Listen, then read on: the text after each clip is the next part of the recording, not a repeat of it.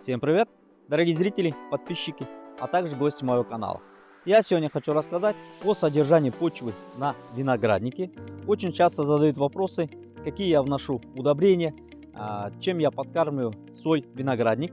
Я на данную тему уже снимал видеоролик о содержании почвы на винограднике, о задернении.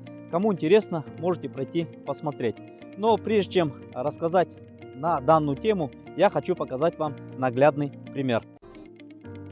А в качестве примера я хочу показать вам лес. Лес растет сам по себе. Никому и в голову не придет перекапывать землю, вносить большие дозы органики.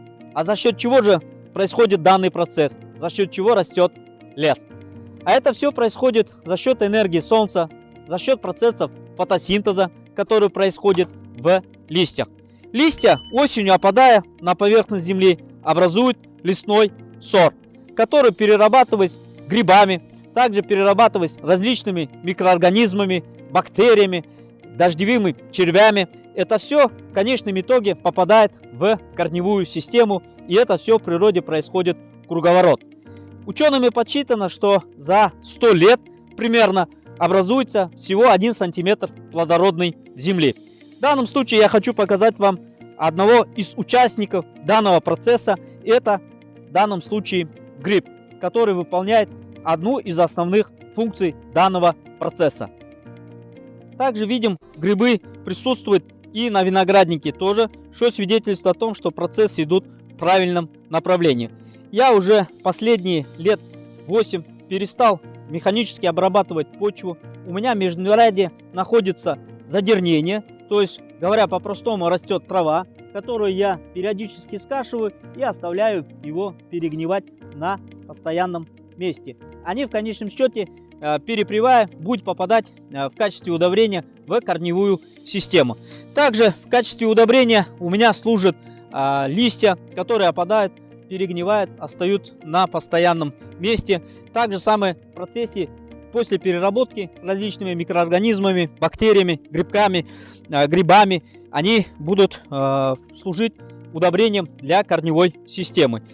Я уже перестал механически обрабатывать почву, с помощью чего улучшается структура почвы. В земле присутствуют грибки, также самое в земле присутствуют дождевые черви, которые, делая каналы в земле, улучшают аэрацию почвы. Что в последнюю очередь, также самое аэрация почвы не в последнюю очередь влияет на развитие корневой системы нашего виноградника. В 1969 году Леван Джипаридзе проводил опыт и наблюдал за корневой системой подвойного сорта РР-3309. Он, наблюдая за данным процессом, установил, что нормальное содержание кислорода в почвенном воздухе под землей должно составлять 18-20%.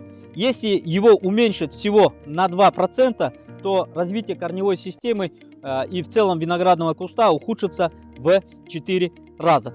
Также в качестве удобрения можно использовать различные растительные остатки, также самые различные растения, кустарники, перерабатывая его при помощи измельчителя. Также осенью лозу можно измельчать на измельчителе, располагая его на междурядье. Мы в конечном счете через годы это все как попадет в качестве удобрения на нашем винограднике. Если, учитывая все эти процессы, мы пытаемся воспроизвести те же самые процессы, которые проходят у нас в природе. Я уже забыл, когда последний раз вносил органические удобрения. Я уже не перепахиваю.